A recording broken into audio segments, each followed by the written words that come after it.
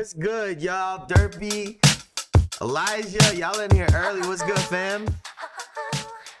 What's good, y'all? How's everybody doing, man? Happy Friday. Happy Friday, man. Welcome in. Welcome back to another episode of the Jayson Estrera podcast, where we talk about basketball as accurate as possible. All right. Congrats to the 2025 foreign Mickey Mouse Clubhouse Cup to the New York Knicks. I will remind you guys this. If anyone missed my little rant about the cup games from last episode, I really suggest that you guys go check it out. I really do suggest you guys go check it out. Because I really flush out my thoughts on the win, how I really feel about the win, some of my, I guess you could call it reservations on this team. So if you haven't had a chance to check it out, I went on a long monologue. I went on a long ass monologue last episode towards the end of the show. So if you haven't, if you missed that, Mickey Mouse Ring 2.0, I mean, it really is. I'm glad they're not putting up the banner. I'm really glad they're not putting up the banner, but I'm happy that the cup is over, because now we get to go on our regularly scheduled program in the NBA, right? We got the All-Star weekend in February, which will also be the conclusion of the LA Clippers investigation with Kawhi Leonard. So two things to really look forward to in February. It's not just All-Star weekend. They're going to have the conclusion and hopefully a result, whatever the case it might be. So I'm really looking forward to that. Realistically, and my God, I'm really glad. I feel like I sound as normal as I've sounded in the last month, so that's a good feeling. But realistically, and I said this the other day, right? The thing that I hate about the Cup championship is it doesn't, and I don't think their goal was to try to recreate or to try to create a similar scenario or the same feeling as the playoffs, because it's two totally different things, right? It's one win that you have to in order to move on, and then the championship is one game, right? Totally different from a 7-game series, right? Totally different. So even though those games were competitive, even though those games were intense, I genuinely don't believe that the games really prepared us for the playoffs, right? Because that feeling of having to go up against one team for 2 weeks, having the game plan against them. If you win, you got to expect that they're going to do something differently in the following game. There's a lot that you can't simulate with the playoffs. So really what the championship is about, it's about a marathon, right? It's about who can sustain a high level of play throughout the entire year, right? While managing personnel, personalities, injuries and health.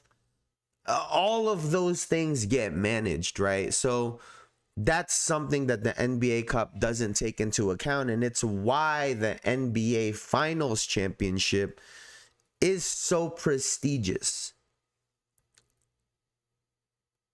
right? Because after you play 82 games, you play 4 more rounds where you could play up to 7 games each round.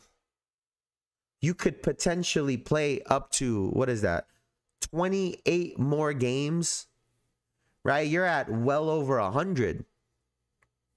So, that is a massive difference, and I want to make that very clear. So really the time between now and All-Star break is just managing, right? The Oklahoma City Thunder, as hot as they've been, and I know the Golden State Warriors, all of those things, the records, that's going to come into play, but it really is about how can the Oklahoma City Thunder manage themselves, right? Because if they try to go on this unbelievable run through the regular season and you get some really bad timing when it comes to little knick-knack injuries, and then you run up and then you run into a healthy Nuggets team, like things get really weird in the playoffs, right? Things can get really, really weird. So for the Knicks, for the Thunder, for the Nuggets, for the Pistons, all of these things that are trying to put their name in the hat to be an NBA championship, to be an NBA champion at the end of the year, you almost have to take some of these losses, right? You almost have to load management. Like you got to do a little bit of load management to try to make sure that everyone is healthy at the end of the year. So that's a really, really big thing. But then the other part in that is you also want to be playing at a hot pace at the end of the season, right? So it's almost as if you want to take this middle of the year to rest a couple guys if they got a couple nagging injuries or whatnot, so that you can go into the end of the year on a roll, healthy, going into the playoffs strong, right? For the Raptors, I mean, they're going to be in the playoffs, bro. They're going to be in the playoffs. We'll see what they do in the playoffs, but they're going to be in that bitch. So let's get into some of these games, man. Let's get into some of these games. I'm going to start with probably one of the more disappointing teams that we have in the NBA, in my opinion. And I'm talking about the 9th seeded Golden State Warriors, right? And we've talked about them a lot. They had all this conversation last season about trying to go for the ring. Draymond Green was very open about it. They really believe in the pickup of Jimmy. And then things got kind of quiet over the summer. Right? There's some people that believe in them. I, for a little bit, believed in them. And then reality kind of struck, right? The Jonathan Kuminga situation. I think all of it just proves the type of organization that the Golden State Warriors have. And they're just not a championship level organization with the way that they've handled everything. Right? The way they've handled their players, the way that they've handled Steph Curry's career in recent memory. I think they are we really got to point a finger at them. I think Draymond Green gets a lot of the blame. Some of it is warranted, some of it isn't. But I think genuinely this organization needs to take a lot of blame for their standing right now. Golden State is where they should be and where they belong. Look at the bright side, Jason. If we die tonight because of that comment close to us, you can say the Knicks won a championship before the world ends. Facts. That's big facts. That's big facts. Golden State is sorry. And I'm bringing them up because they lost to the Phoenix Suns. And the Phoenix Suns are a lot better this year than a lot of people expected. I thought that they were going to be solid. I thought they were going to be a lot better than what people were rating them. They're currently 7th in the Western Conference, so they're in the play-in tournament right now. But again, a lot of people were expecting them to be at the bottom with the Clippers in New Orleans, and they're just not there. That's just not where they're at. And you know, after the massive game, the 48-point game that Steph Curry had, he followed it up with a 15-point game, which is not very good. Not very good at all. Jimmy Butler decides to show up and drop 31, but it really feels like, again, I talked about the organization. I talked about the team. Golden State is sorry. This team just cannot piece it together. Right?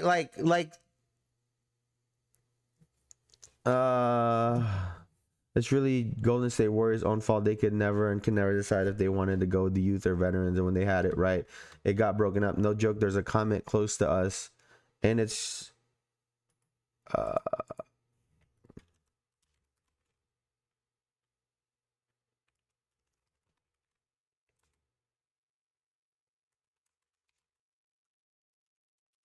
right, I gotta check out this comment shit.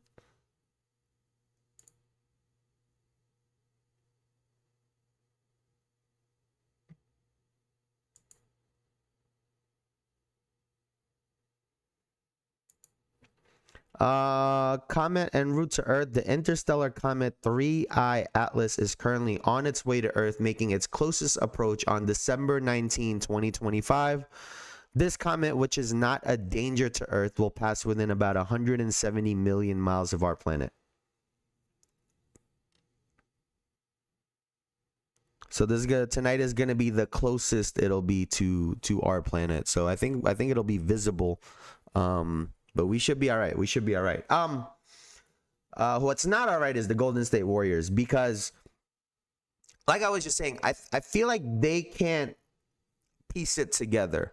Like they can't ever piece together a really good Steph Curry game with a really good Jimmy Butler game, and Draymond is balling out, and you get either a Moses Moody or one of these other guys to play really well. It really feels like one person does it, another person does it in a different game, and then in a different game someone else goes crazy. That's really what it feels like. I got a whole lot of comments, one being Wemby's Dookie Booty. I didn't get an input last live. Hi mom, that's what they want you to think. I mean, if it was gonna be, we'd be on high alert already, Derpy. I feel like we'd be on high alert already. But yeah, this Warriors team, it's a very odd team. It's a very odd collection of players. There's just not a lot of talent on the floor. And, you know, you look on the other side, Dylan Brooks has been a steady rock for Devin Booker. He really has. He really, really has. It's quite literally what Steph needs. Like, he needs a steady rock beside him to go get 25 a game, 23, 24 a game. And that is what Dylan Brooks is doing this season, 21.7 points per game. He's not shooting the three at a high clip, but he's shooting from the field at a good clip, 44.8. He's been hitting a lot of his mid-ranges. So, you know, I really do feel for the Golden State Warriors, man. These guys, what a fall from grace. What a fall from grace. I like what Phoenix is doing. Remember, Devin Booker was supposed to get shipped out before the season started. What's good, RC? Well, technically, there's a lot of distractions today. College football playoff begins.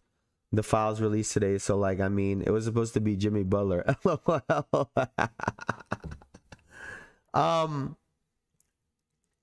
So what do you guys think the Warriors could do, man?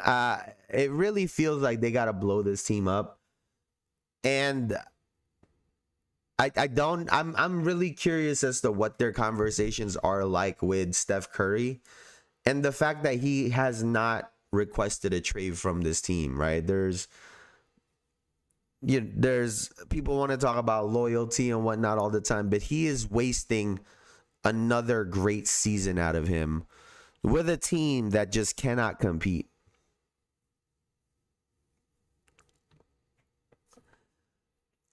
Who playing Alabama and Oklahoma? What do you mean he's supposed to get shipped out? Dev got 70 mil.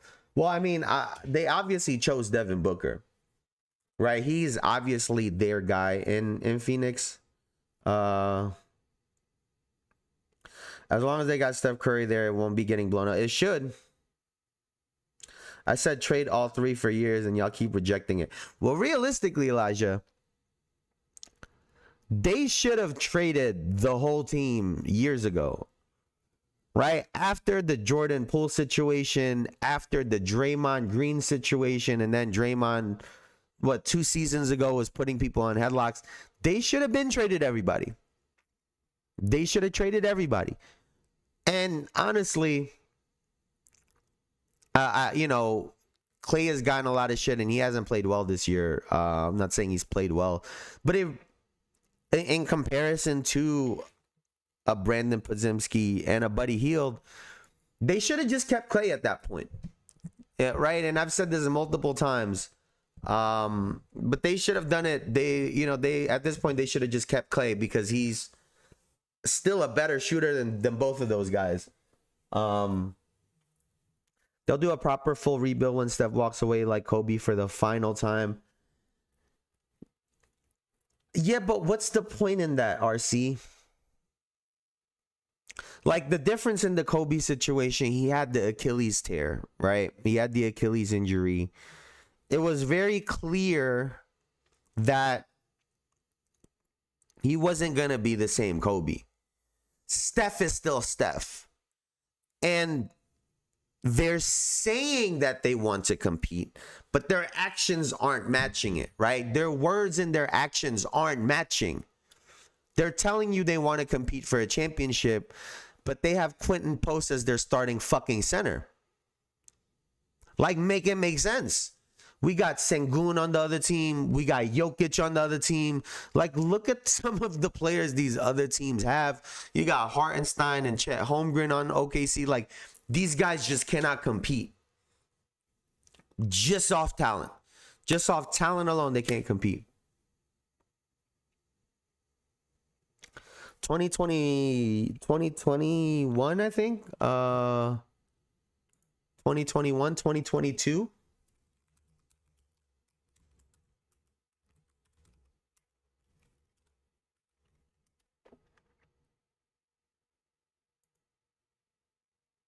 (2021-2022) season. That was their last championship. 2021-2022 season. Yak and Scotty. What does that even mean? What does that even mean, bro?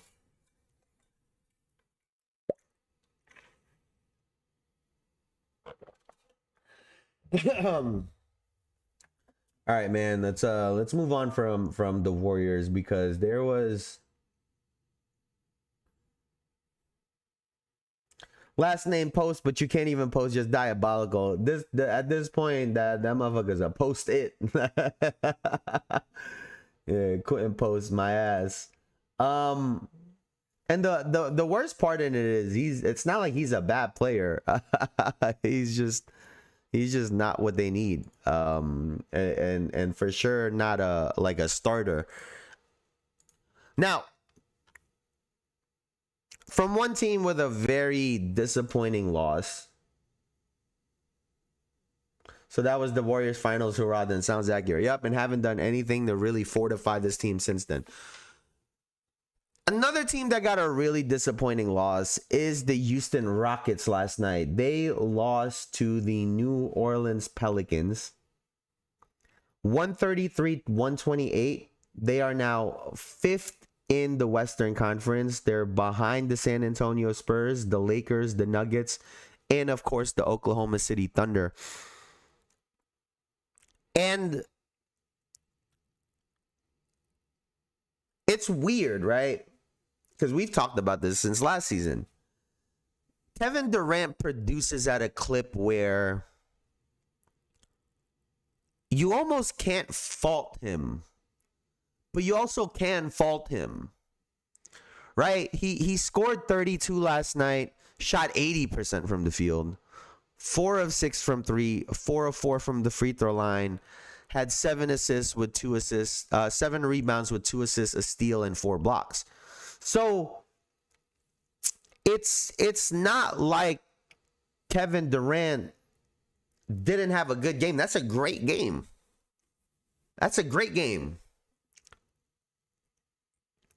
But at the same time, if you're Kevin Durant and the Houston Rockets, right, you can't allow 2 players to score, or not to score, to shoot more than Kevin Durant. Jabari Smith took 18 shots. Sengun, I don't really mind because of the impact Sengun has on this team. But he took 26 shots. But that to me is just truly unacceptable. You got a guy that's 12 for 15 with 32 points. He needs to have 40. Right? And we've had this discussion with Kevin Durant before. We've had the same discussion with other players before, like a Pascal Siakam, where it's like, bro, you need to score more. Like you can do more. And I'm not asking you something that I don't think you're capable of, Kevin Durant. Kevin Durant, you're a top 10, top 15 player of all time. Not today, in all of history. And, you know, we got guys dropping 40s. We're going to talk about Keontae George going off again. Like, it really feels like Kevin Durant just needs to put his foot on the gas, and sometimes he does not. And you cannot lose games to the New Orleans Pelicans. Right? You just can't lose games to New Orleans Pelicans. Zion played 21 minutes with 9 points. I get that Derek Queen has been really good this year. Sadiq Bey had a big game. Trey Murphy had a big game. Like all of that stuff is cool.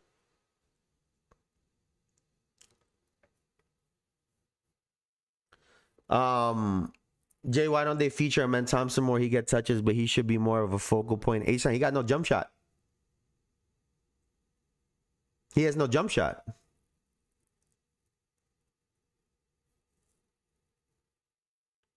I watched Kev a while back. That guy is crazy. I'm not sure if he's so good to a point.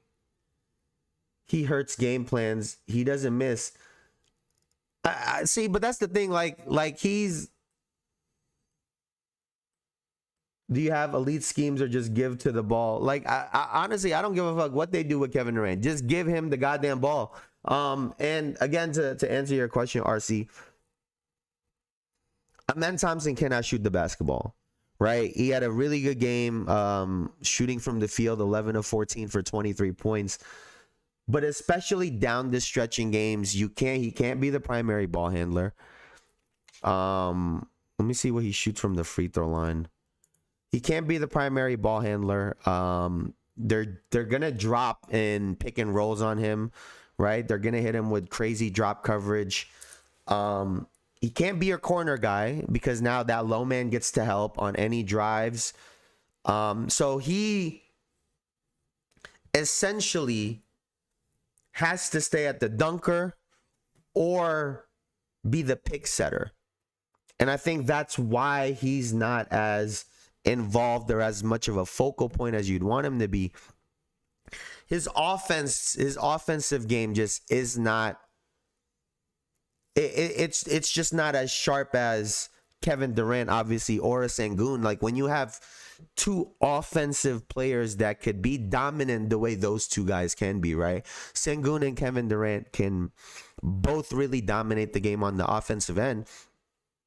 If you're a Man Thompson, you're just getting the leftovers essentially, right? You gotta get buckets off offensive rebounds, cuts, again, dunker, fast break. Like those are where the majority of his points are gonna come. If he's not getting 2-3 steals in a game, it's just taking away from some of those opportunities that he would have in a fast break.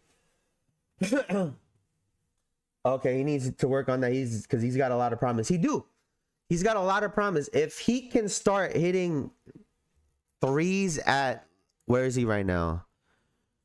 Right now he's at 18.4% from three. If he could just get to 30, if he could just get to the league average, which is still a long ways from where he's at, it would totally change him, and it would totally change the team, right? Because you got to think he's averaging 18.4% shooting from three and is still averaging 17.6 points, right? Because not only will being able to make the shot add to your points per game, but the threat, having people come out on closeouts, you get to attack closeouts. You don't need a dribble drive, right? You get the catch on a three, someone's closing out on you, you get to drive by them, right? It really allows for a lot more easy opportunities for someone so athletic. But right now they're struggling. I want to say a part of it is because of the lack of a point guard, but again, I think just a bit more of an aggressive Kevin Durant would go a long way. Did you say 18% from three? Yeah, I'm gonna back up off him every trip down the court. Yeah, no, 18.7 here. Just to prove to y'all. 17.6, 7.3, 5.2. I mean, those are really good numbers. Those are really good numbers, but 18.4% from three this season. He shot 27.5 last year and then 13.8 the year before that. So, an awful three-point shooter. And that's a game, again, they cannot lose against the New Orleans Pelicans. That's just unacceptable.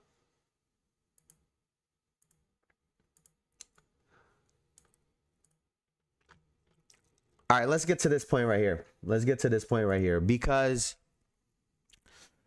Cooper Flagg and the Dallas Mavericks took down the number 1 seed Detroit Pistons 116 to 114.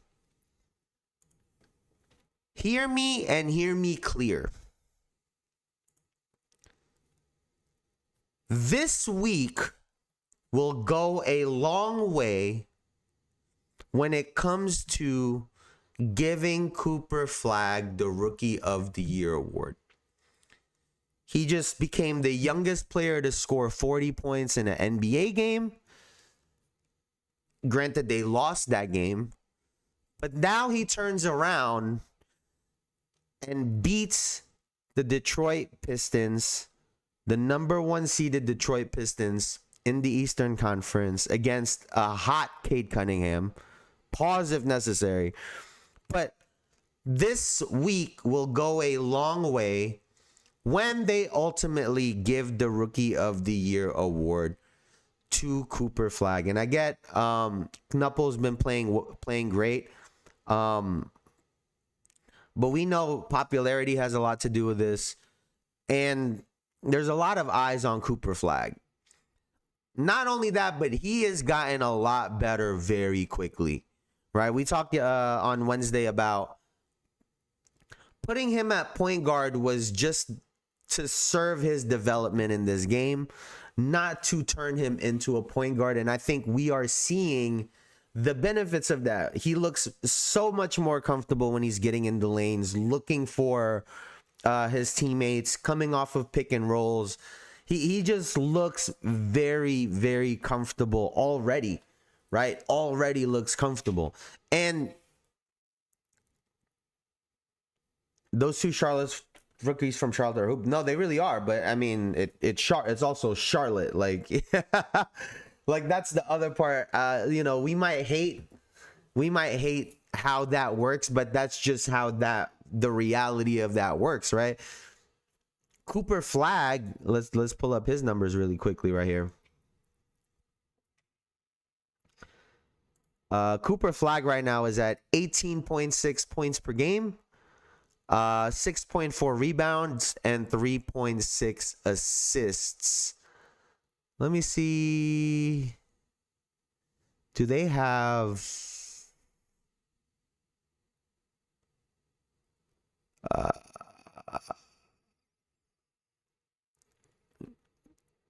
they don't have a rookie of the year leaderboard on NBA.com, do they?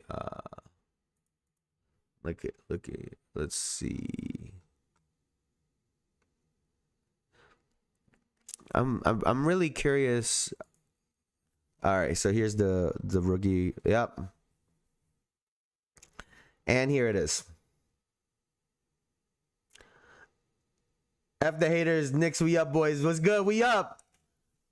We up for sure. We up for sure, man. What's good? Welcome in, man. Welcome in. So as of Tuesday, December 16, according to NBA.com, the key rookie leader, Cooper Flagg is number one. It was, you know, the 40-point game was a part of it. Knuppel on the Charlotte Hornets is second. Derek Queen is third on the New Orleans Pelicans. Jeremiah Fears on the Pelicans is fourth. VJ Edgecombe is fifth. And then we got Cedric Howard on the Grizzlies at sixth. Dylan Harper is seventh for the Spurs. Ryan Nembhard on the Mavericks is eighth. Maxime Reynaud is ninth on the Kings. And Ryan Kalkbrenner is 10th on the Charlotte Hornets. Bing bong. So remember that statement. This week will go a long way when they ultimately give the Rookie of the Year award to Cooper Flagg, right? The 40-point game, and then turning around and beating the Detroit Pistons, a tough Detroit Pistons team. I think that'll go a long way. Now, is this going to be a situation like Melo and Bron, where a lot of people felt like Bron has Melo's Rookie of the Year award? Potentially, right? The Charlotte Hornets, let's pull up the standings, are 12th to the Dallas Mavericks 11. So they're neck and neck. The Mavericks are 11 and 17. The Hornets are 9 and 18. I will say the Mavericks do look better than the Charlotte Hornets. And I thought he was a vet. Nembhard. No. His brother is on Dallas. You're thinking about Andrew Nembhard. You think about Andrew Nembhard. Andrew Nembhard's brother is a rookie on the Dallas Mavericks. But yeah, like I said, this week is gonna go a long way. The 40 ball, the big win against Detroit, and honestly, I think he's gonna have more moments. So I'm fully expecting Cooper Flagg to win Rookie of the Year. This I think has kind of solidified that. If I'm being honest. And the other thing about Cooper Flagg, you know, I was really big on this with VJ Edgecombe. You know, when I first saw him, Cooper Flagg's aggression has not gone anywhere. Right? Cooper Flagg he's aggressive. He's going at the rim, and he's going at other players, and it's very evident to see. Before the game about Detroit, their 21-5 record. Here comes Coop, and Coop with ill intentions. That's just a big time play. That's a big time play. Yeah, I just watched his brother, his off-foot layups nasty. I didn't think Rookie could come in off the bench and get that busy. Yeah, he's nice. Yeah, Ryan Nembhard, I think he's nice. You know, these brothers are nice, but again, I think Coop for Flagg has this rookie of the year in the bag, and I think he's setting himself up to have a really, really strong NBA career. I think this kid is really good. I think he's really, really good, and he has a confident midi. I don't think it's a great mid range shot, but he's confident in it, which will go a long way. Attacks the rim. His three ball's gonna come. He plays defense. He quite literally has everything that you would want in a young player coming up, right? And he's just gaining all the confidence in the world with a team that's fully supporting him and backing him. So he's in an unbelievable situation in Dallas. Pistons fans gonna be sick when we take them out again. This playoffs, don't care what they talking about. Yeah, I do like our chances against Detroit. You got to think they don't have a Malik Beasley this year, right? There's no Schroeder, right? Those two guys were massive in that series against the Knicks. I'm gonna need Zion to just retire. I agree. But yeah, I definitely like my New York Knicks against the Detroit Pistons. Let's get to the Lakers, and then we're gonna talk about my New York Knicks. Now, the Los Angeles Lakers get another victory, right? 143-135 behind Luka's 45, 11, and 14. Right? Luka does not fear shooting over 20 times in a game, right? He has no consciousness when it comes to that aspect of his game. And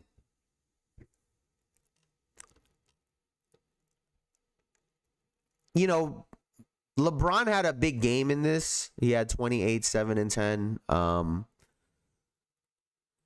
really, Zion and Ben Simmons need to sign with the big three. Jay, y'all don't give a damn about the Pacers down this year. We'll talk about it. We'll talk about it. We'll talk about it. We'll talk about it.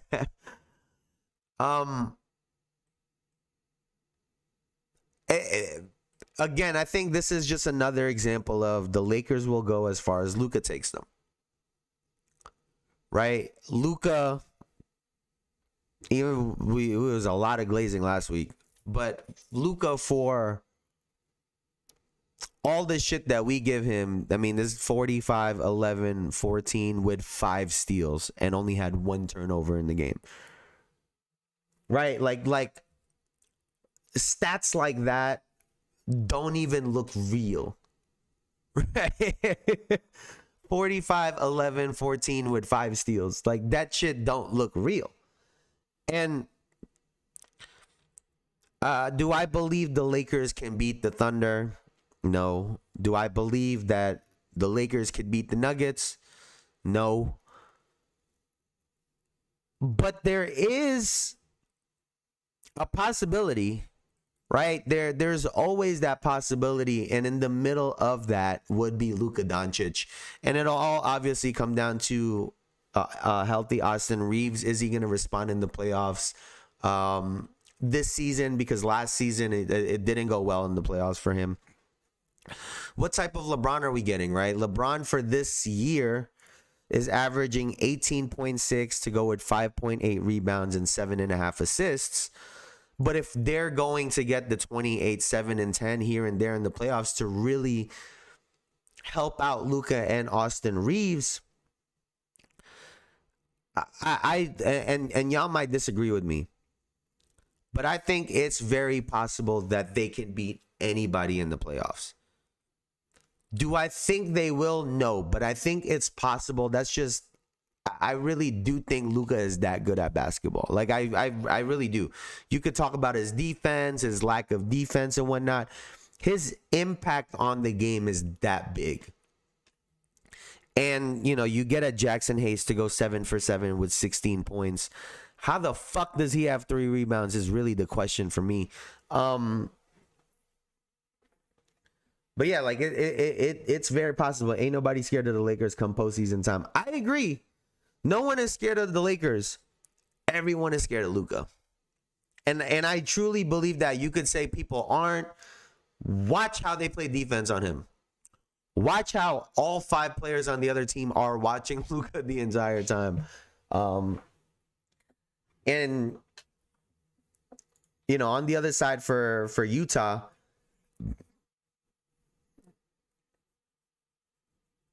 disagreed. The Nuggets and the Thunder got something at all times for the Lakers.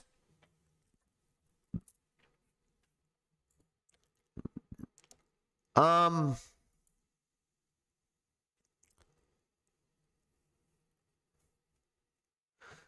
don't think that's wild. Actually, Lakers not necessarily a contender, but they could cause problems for a good bit for the West. Yeah, like RC, I don't think they're better than those teams at all.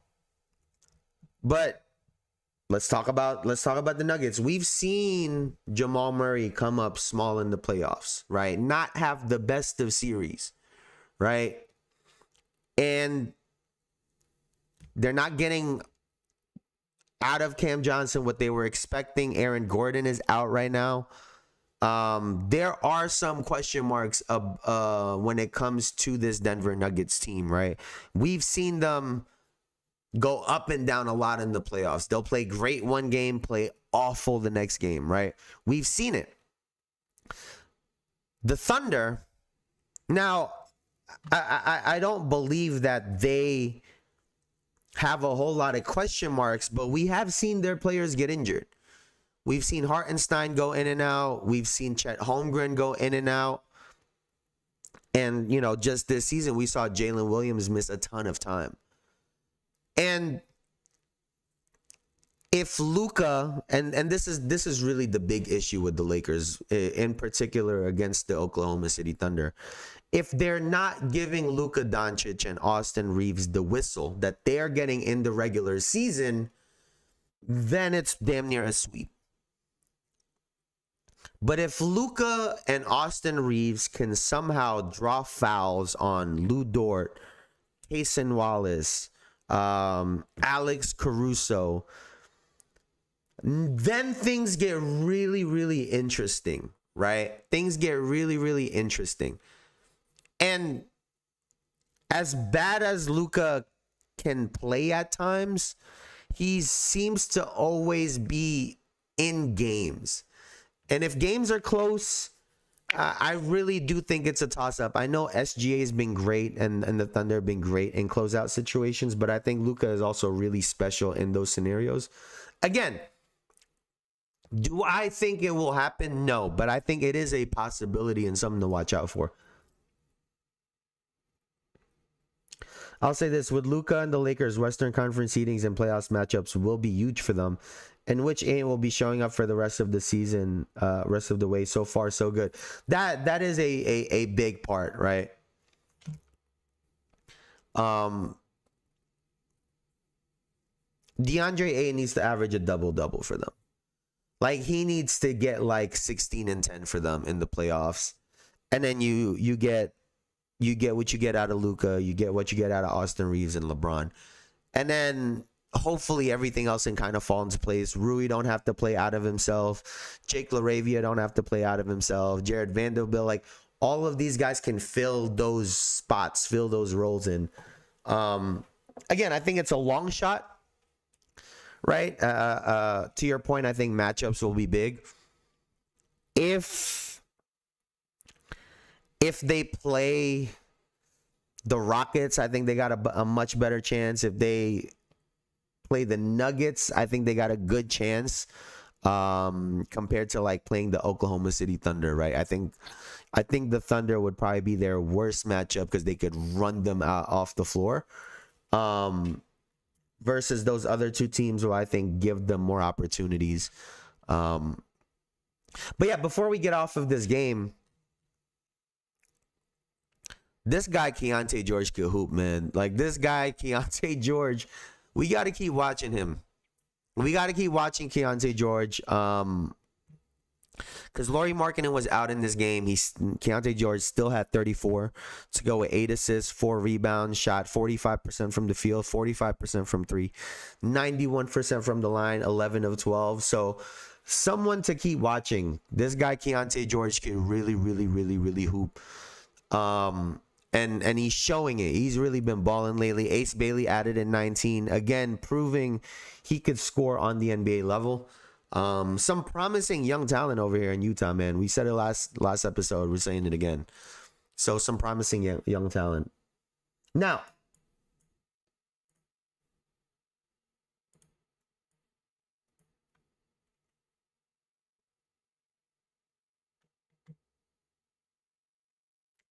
is George gonna make this year's All-Star team, you think? Oh, hell no. Nah, there's simply too many names in the West. At the guard, you get Luka and Shea are already occupying 2. Right? You get Steph Curry. Jamal Murray's been playing a lot better lately. He could end up in the All-Star for once. I just think there's entirely too many guards that you could throw in there. I don't think he I don't think he gets in there. Look, Austin Reeves also. You get De'Aaron Fox. Like, there's just so many names. You got Anthony Edwards still, Devin Booker. Like, you got so many big names. So no, I don't think Keontae George gets in there. Even if you think he's playing better than any of these guys, I just don't think he gets in there. Now, let's take a look at this game because it's obviously the best shit. Let's take a look at this. The ball goes to Brunson with 11 seconds. Screen comes from Anunoby. Brunson behind the three-point arc. His three is good. Oh, goodness. You got a timeout. You got to take it. And you did not want him to make the three-point shot. This guy is money. Money. And listen, I'm allowed to celebrate a win, right? A win is a win. That's what I was saying the other day. I can celebrate a regular season win, let alone an NBA Cup win. And the thing about this game that I want to talk about is the fact that we came off of that Cup victory. We could have just said, fuck it, right? Hart was out. Cat was out. You know, a bunch of players were not playing this game. And we still got the job done.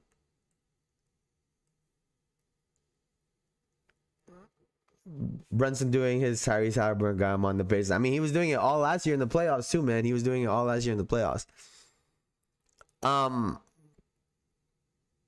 You know, I think, especially as of late, with Jalen Brunson's performances lately, I think this does throw him into that MVP conversation, whether you think it's warranted or not. I personally think it throws him into that conversation. But more importantly, I think it's important, one, for us to have Jordan Clarkson keep playing well, and Tyler Kolek, right? Those two guys are going to be massive because Deuce McBride is good, but he's still undersized. I think Tyler Kolek still has more size in him. He's just a little bit bigger. Jordan Clarkson can really put the ball in the basket. So those two guys will go a long way into our playoff and hopefully a championship run. Really, it's really health, right? I keep saying it, when OG Anunoby plays and he plays at a high level, we win a majority of those games. He's just gotten hurt every playoffs. And it's almost like a domino effect. Jalen Brunson ends up getting ankle injuries. Josh Hart crashing the boards. He ends up getting injuries. Like, all of these things start to pile up. And it goes back to what I was talking about at the beginning of the episode, which is managing your team. We got the Cup victory. Great. Don't really care about it at this point. Our job from now until the playoffs is to manage the health of this roster. And I really do believe that we have a great chance, because this Cade Cunningham led Detroit Pistons team, if we're being honest with the Pistons, It's Cade Cunningham and Jalen Duren. Everyone else is just kind of filling in, outside of that. We can get those guys, right? I get that Cade Cunningham is an unbelievable player, MVP level player at some point in this league, but it doesn't have to be yet, right? And we can get those guys, and it really is going to come down to help. Pistons record be damned if y'all don't at least make the finals this season. It shall be deemed a failure. I actually agree with you on that one. Talk to a Knicks fan or two. They say Tyler Kolek is benefiting from having a coach believe in him, unlike Tibbs. That seems to be the case. That seems to be the case right now. Last season, I was saying we got to make it to the Eastern Conference Finals, right? That was me last season. I was saying we got to make the Eastern Conference Finals. If we were to somehow make the NBA Finals last season, I thought it would have just been a cherry on top. This season, with a wide open Eastern Conference, a lot of teams are struggling. Cleveland is struggling. Everyone is struggling in the East. It's just the Detroit Pistons with no solidified second star. We got to get this, right? We got to get this. Jay, here's where you might be going left. Pistons could want some get back. Yeah, but again, like, you're missing two key players.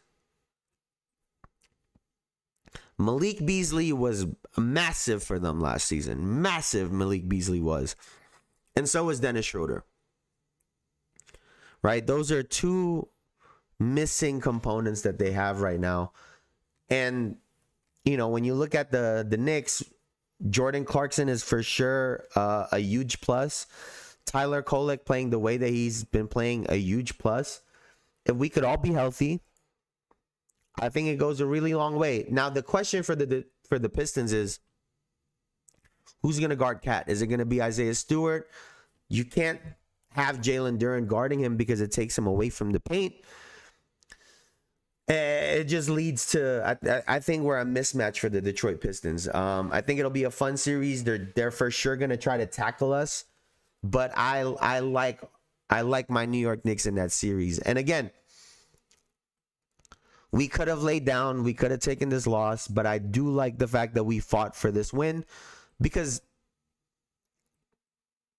again, like what Jalen Brunson was saying the other day, they figure out ways to win. And I think that's Jaden Ivey.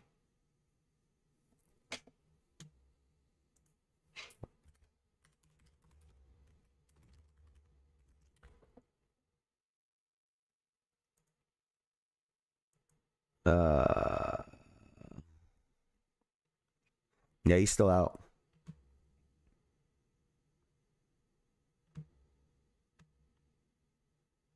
Yeah, he's broken fibula, so he's also still out. I mean, it's impressive. Cade Cunningham should be higher on the MVP standings for what he's done with that roster, right? No second All-Star on that team.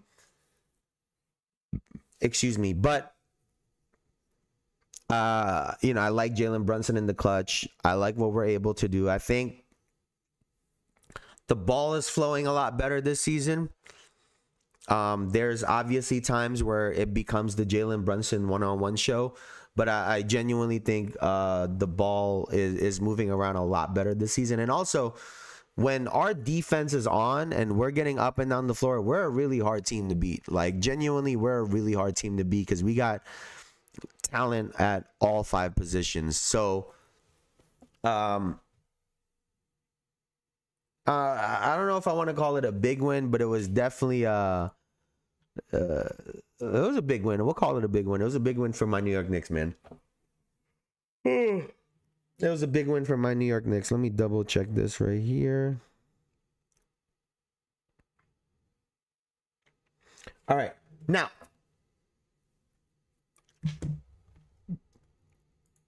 I believe that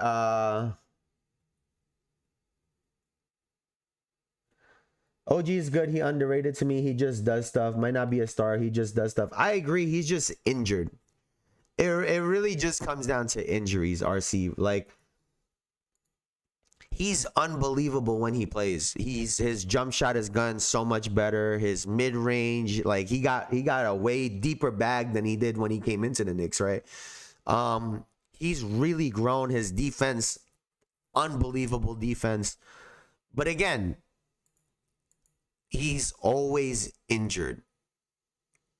And if we're going to make a run, he needs to be healthy. He needs to be healthy, right? Mikal Bridges is a very good defensive player. I think certain players can outstrength him and sort of move him out of the way. Players have a much tougher time doing that with OG. And so they're able to switch off and really cause trouble on defense when they're both healthy and aggressive. But listen, man, I think that's gonna do it for me for today. We covered a good bit of the games from last night. Let's see what games we got tonight, because I think we got some good ones. We got to see Maxey versus Brunson tonight. They're playing in New York. We got Thunder Timberwolves. That's definitely a game to watch. Anthony Edwards, Shai Gilgeous-Alexander. I have my Knicks winning tonight against the Sixers. And I have the Thunder beating the Minnesota Timberwolves. Let's go through the rest of the games. Heat, Celtics. I got Boston. Spurs, Hawks. I think Spurs have been rolling. I'll take the Spurs in that one. Bulls, Cleveland. I know the Bulls beat them the other day, I believe, right? Yeah, 127-111. Will the Cleveland Cavaliers get their get back?